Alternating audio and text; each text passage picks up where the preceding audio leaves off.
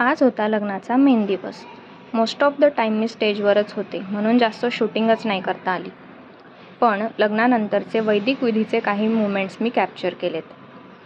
अस्मी तर संपूर्ण लग्न लागेपर्यंत झोपलेलीच होती.